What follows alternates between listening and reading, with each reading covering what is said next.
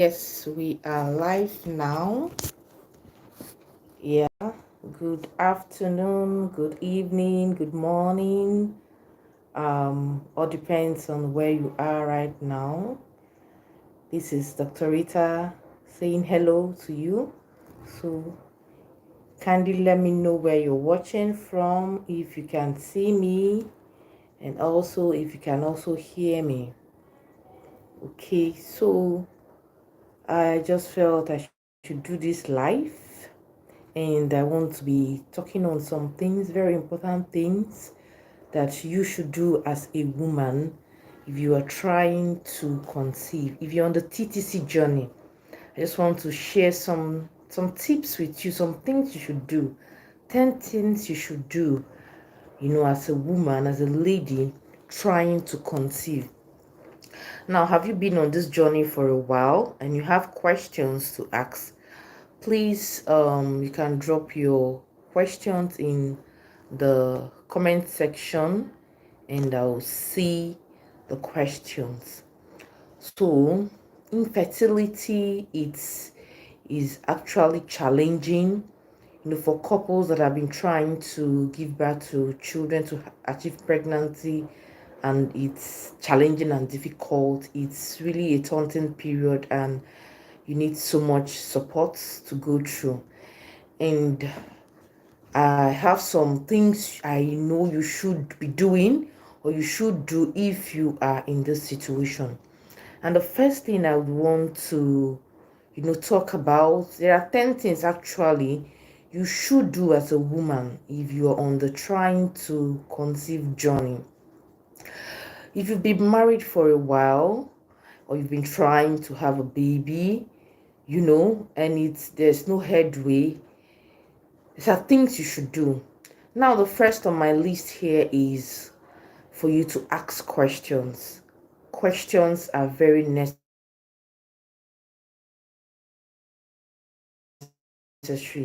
They are very important if you are trying to conceive. If you've been married for a while and you've been married 6 months, there is no conception, nothing is happening.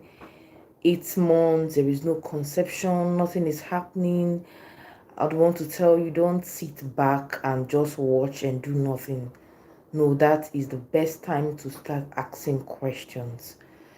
Start finding out what's the problem, what could be wrong, what can I do better, what am I not doing that I need to do.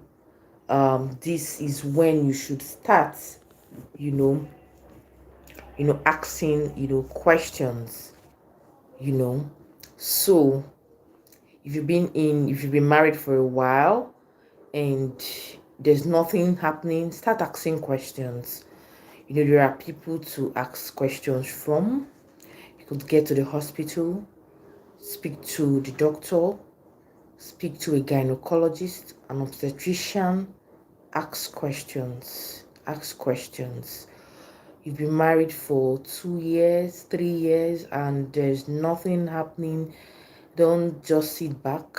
Ask questions. It's time to rise up and ask questions. Ask questions. What could be happening? Is that I don't understand myself, or am I not doing something right? Just speak to someone, and then in talking to someone, you will discover where the problem actually is, or you could discover where things you're not doing well, and you could make some adjustments. So that's my first thing you should do. Don't just go silent about it. I know it could be depressing. I know it could be very, very worrisome. But then remaining in depression and in worrying without stepping out will not solve much of the problem, you know. So get out, ask questions, and I tell you it's going to help. Now, the second on my list I have for you have to do as a woman trying to conceive is to do your tests. You've been trying to conceive for a while and it's not going through. Please stand up, get up and get some blood work done, some tests done. And some of the tests I'll share with you in this live section. The first is the hormone profile. This looks into you, it's a blood test actually. It looks into your system to actually, profile your hormones. There are quite a number of them. A common cause of infertility among couples is hormonal imbalance, and it's something that can be sorted out. So do your tests. Do your tests. They are very necessary. Hormone profile. If you do your hormone profile and let's say there is a hormone level that is higher than should be, there are drugs, medications that you can start that will get that hormone in check, and that might just be all. All, and you know that might just be all. Is really a cause of infertility. Another test you should be doing is your thyroid function test. Yes, if you've been trying to conceive for a while now, the thyroid function test is of necessity you do, because problems with your thyroid gland can affect your menstrual period, your menstrual cycle. And then when your menstrual cycle is affected, a lot of things can go wrong. So do your thyroid function test. The next thing I would want to talk about is an ultrasound scan. An ultrasound scan of your pelvic area. As simple as this sounds, it's very important. Yes, a scan of your pelvic region is absolutely very important if you're trying to conceive. Now, what can an ultrasound scan reveal? It can reveal so many things, from the state of your uterus, that is your womb, to your ovaries, and then to a certain portion of your pelvis known as the pouch of Douglas, that could, see if you're harboring any fluid there, evidence of pelvic inflammatory disease. And now pelvic inflammatory disease can also cause infertility. So an ultrasound scan of your pelvic region is absolutely very important if you're trying to conceive. If you've been having infertility for a while now, please get your ultrasound scan done. Another thing that ultrasound scan can reveal is also if there are fibroids in your uterus, in your womb. Yes, fibroids can impact on your fertility. These fibroids at different positions can just be very troublesome. A fibroid can go and implant where your baby is supposed to implant, and that might just be the reason you're having, you're not conceiving.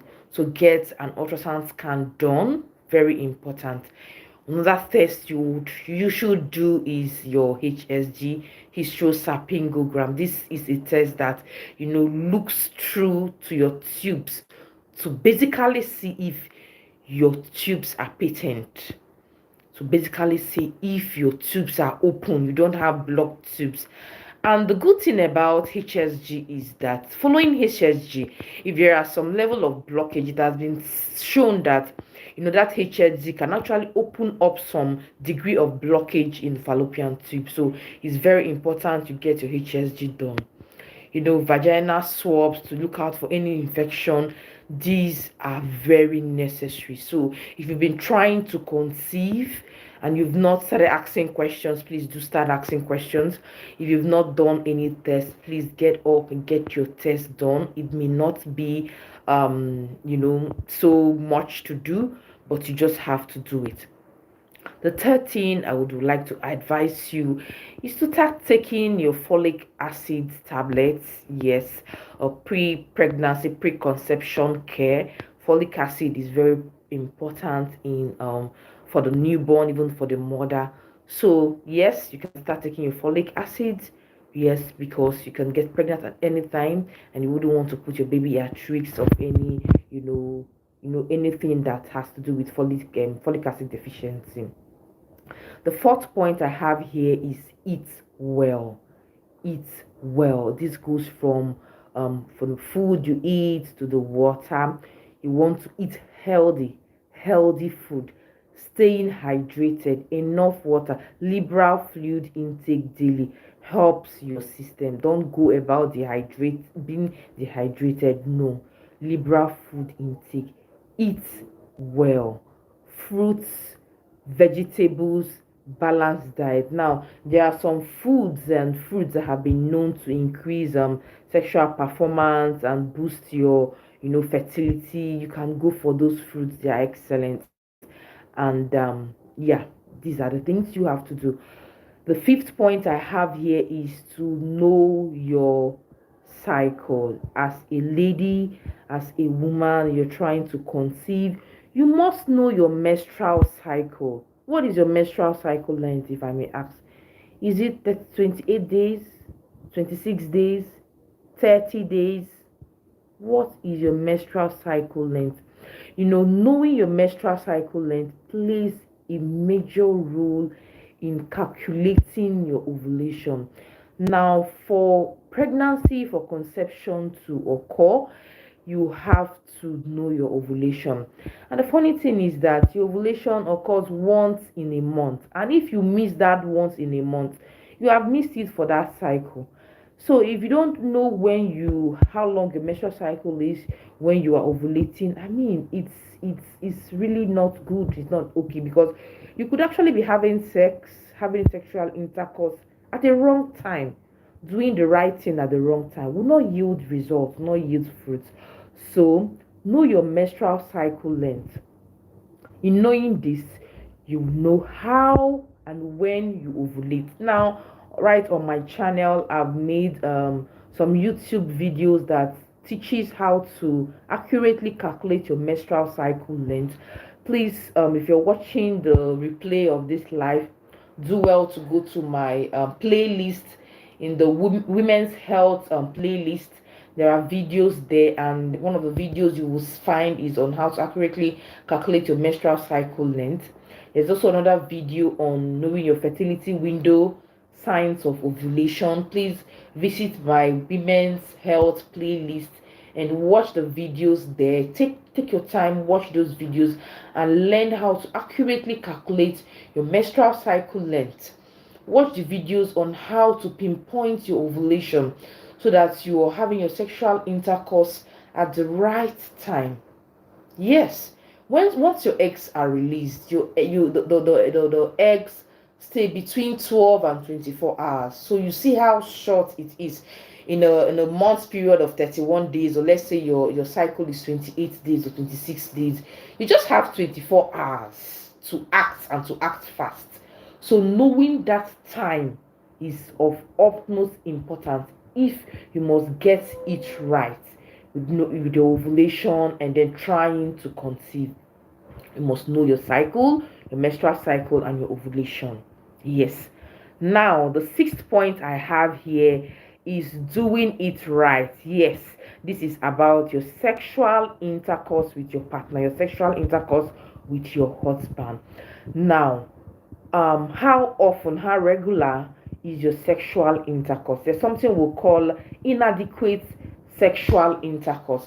Now, if you're saying you're trying to conceive and your sexual intercourse is inadequate, that may just be where you're having issues. If you're having sexual intercourse, having sex with your husband, let's say once a week, that's inadequate. Twice a week is also inadequate. So, having sexual exposure at least 3 times a week or every other day is appropriate for those trying to conceive. Having sex only once in 2 weeks may not be paying you well, because that once in 2 weeks might just be during, maybe just immediately after your menstrual flow, or just before your menstrual flow when you're not even ovulating. So having that inadequate sexual exposure, sexual intercourse with your husband may just be what is causing your delay in conception. So do it right. Have adequate sexual intercourse if you're trying to conceive. This is not a time for economized sexual intercourse. No, you must have adequate sexual intercourse at least not less than 3 times in a week. And having sex at the right time also, is very important. If you want to have 4 times of sexual intercourse outside your ovulation, I mean that might just amount to a waste. But having your sexual intercourse at the right time around your ovulation increases your chances of conception. Okay? All right. Let me see if we have any questions in the chat box. Okay. Okay. So the seventh point I have here is actually reduction in your stress level. If you're trying to conceive, please cut down on your stress, because your stress impacts on your health, it impacts on your psychology, it impacts on your body, and you just keep struggling. And one aspect of this stress I want to really pick on and talk about is your anxiety. This period when you're still trying to see what is wrong can come with a lot of anxiety. You are anxious, you are worried, and you are tensed up. And this is really not good. It's going to be counterproductive. It's not easy, I know, but you have to relax your nerves, you have to calm yourself down, you have to take off that stress in the anxiety. You just have to take it off. Talk to your psychologist, or talk to someone you can trust, and talk to your partner, and try to take off that anxiety. Relax as much as possible, because the truth is that anxiety is not going to help, is not going to pay in any way in this journey. So take off anxiety, cut down your stress if you're trying to conceive. Another point I have here for every woman that is trying to conceive is to stop harmful habits. And what do I mean? Some harmful habits like smoking. Some women smoke. Yes, smoking can impact on your health. It impacts on your cardiovascular system, and also impacts on on your baby. Assuming you get pregnant, you conceive within this period, and before you know what is happening, you go for a pregnancy test and it's positive, but then you've been smoking and smoking and smoking. That cigarette smoking can actually impact on your baby. Imagine after waiting for several years for a baby, and you give birth to a child, and you're told that the child has one or two deformities, all because of cigarette smoking. I'm sure you wouldn't be happy with yourself. So you must stop harmful habits like smoking. Alcohol intake is dangerous for your body, and also for the health of your baby. Alcohol is not safe.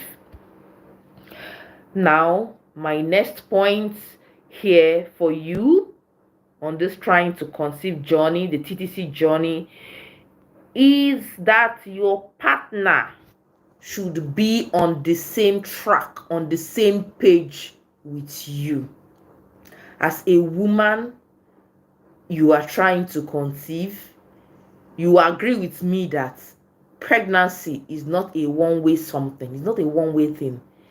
It has to be a man and a woman. How is your partner going along in this journey? Are you just alone, going for tests, asking all the questions, taking all the folic acid and all the supplements, and then your husband is not on the same page with you? Gone are the days when people think infertility is solely caused by women. No. Causes of infertility, we have male causes, we have female causes, and then we have cases where both couples have contributing factors to the infertility. So it's not just a journey for you, the woman. Your husband, your partner, has to be on the same page with you in this journey. As you are up and about doing your test, your husband also should do his own test. Your husband also should do his own test. If you have a difficulty convincing your husband to do his own test, please try and get around it as much and as smartly as you can, because he contributes also to this journey. So if you've done your part and your hormones are okay, and the female part, your part is okay, and his own part is wanting, I mean, we can't achieve pregnancy here. So he has to do his test, his semen analysis.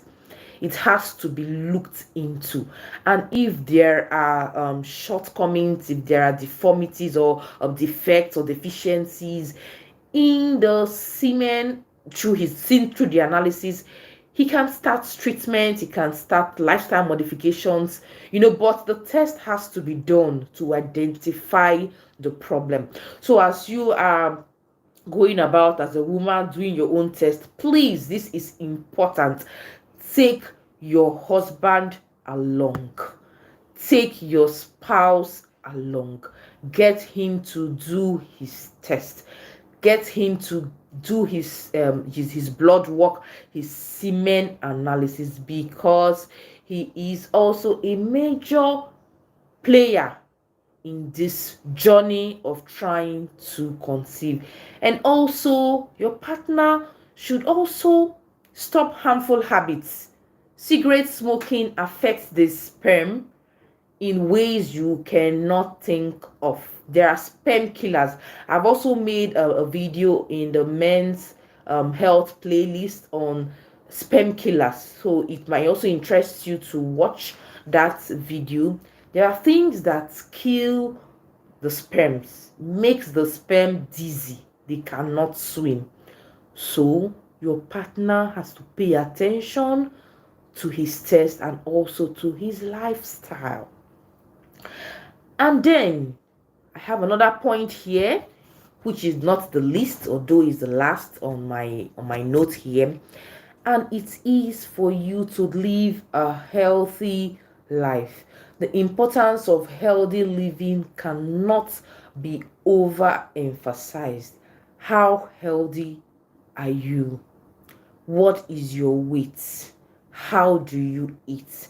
How do you rest? How do you sleep? It's a healthy life.